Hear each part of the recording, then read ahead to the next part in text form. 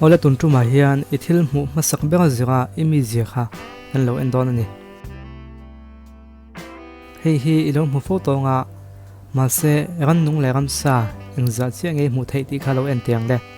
han zong chak chak te le hun po kan pe ka yang che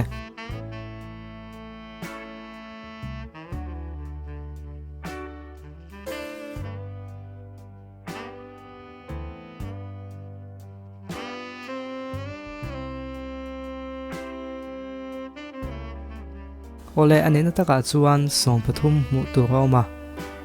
khi en tawla ma se sap tungin en zir veka om zir het lo chuanin dictionary te khalo en chuk chukla english zir pa zel na ne mai ole engzah ngai mu tak le pakhat atanga pathum che I hmu ni chuan imit kha thil en na ni phang ve mai mai ni I thluak ne nen chunchom thalo nyang emo ikumalo pangde ohlek ti na po ani theya ikumo panga ifing tel tel mayang pali tonga parokin hmu chuan avan tlang ina kan hmuang chin chu I hmu ve zung zung theya longwa le pol tok viau tina ni ma se pasari tonga pakwe hmu vei chuan e khai thil chi ka I thluak ne na thunzom na thatak nei chungin imit po I hmangani somo tonga som pathum idong human bi kan ni chuan I bun lutuk zul sang deuh thei tu ani in an kol thala bero pui tak ni theina quality nei nia khaile tuna chuanin thalak dang kan ron kilang le dona engei hmu sak beka kha ro chin chia le keu don nia I hmu sak beka nia o ganti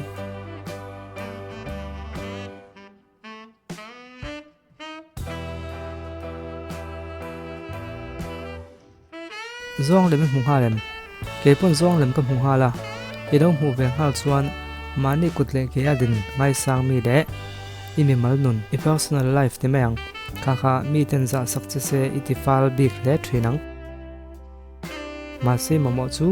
mi te ngai dan ngai changla mi te ngai dan rang hian thodik zo hi a khya thei thinani I thu du tuk su ti na ni chu wala se ke hmu ma sabek ani chuan res lak hoi tak mai mi nia I tum to chuan I ti ve le mai thei zel har sat na chin fel dam po I thiam thin via bang adikem comment lama khanin I lo soi don ni o khaile I hmu ma sabek kan te lona en vung nuwa thutuk na siam chu kha oi lo ni chu wang chuan alo lan phat khan engei hmu ma sabek kha lo chin chi amang che khaile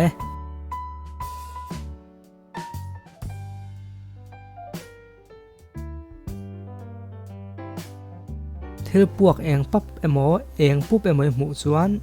ke chu ka hmu ve mi lawa ma se chu chi hmu ma sak bek ani chuan mi kil koi thiam tak le ho tu thatak ini tina nia mo phorna la ke thiama har satna ma chhoni khai ngai ro ma se ke mang devin kut panhi ro hmu ve ni chuan mi te kha thiam tak le tompui thin tu thatak ini tina ni mi te soi ngai thak sak te ya mi te har sat nei kha thiam pui thin khop mai ti chuan in tu na kan soi kha adik vek thei bik lawa ama ko chu adinga mol lo omem ti kha comment nai ro se zel don ni o kan ti zel don ya palina engei hmu ma sak bek le lo ring le chin te le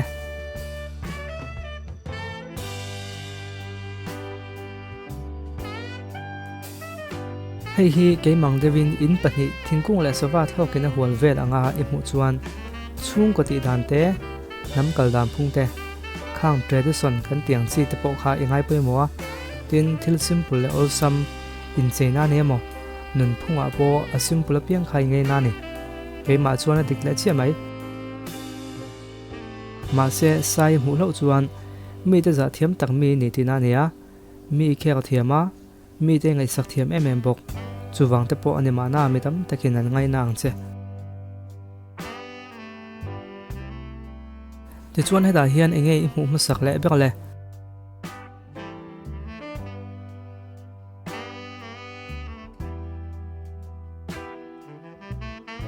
nokhing me di hmu chuan mi sensitive tak le ngil nei tak ini tina nia boina to thein ang chu pumpel zel du mi ini tina ni bok ma se sawa pani umoi au chuan amma kan soyang deuh khan mi tangai sak thiam le an ha sat na kha thiam mi ini tina ni midang te ne na tho ho thiam tak ini bok tina niang ole heta hian dang lambik pakhatoma chu hanzong te le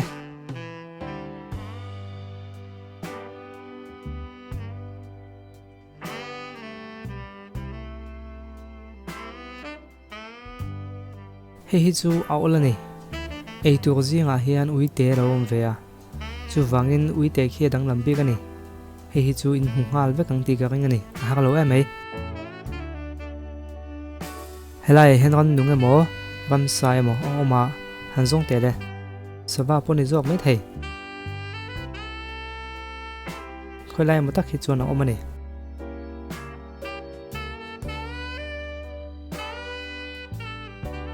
helai hian chimbuk a awm rang mai hi lo hmu em ke chuan in ka hmuhal chat mai ani le hetai hian ran nung hui nei em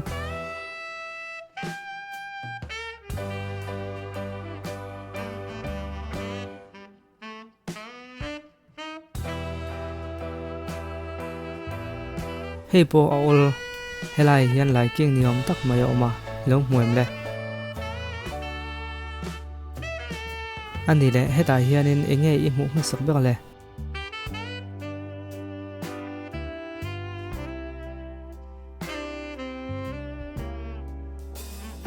bra i hmuh hmuh sak bek chuan do theina tla chham ve tak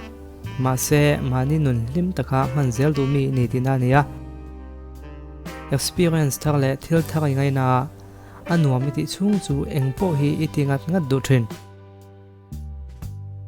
ma se spiderman ni hmu chuan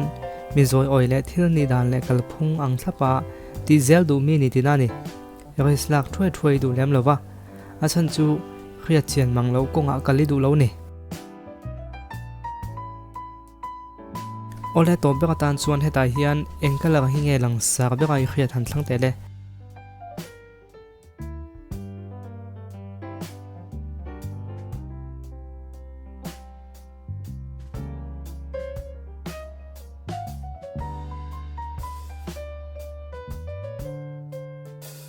e hi thlan chuan mitum sang mi ini tina nia b thlan ero chuan mi khir tak ini lem lo tina ni c thlan chuan mi fing le ram khe tak mi ini tina ni bok ole khati zong kha to na tan chuan ni le phot se Khawlbawm Channel tleu thin tu zong te chunga lawmthu kan soya video le peka kanin hmule vek don nia in zawa in mang thwa vek ule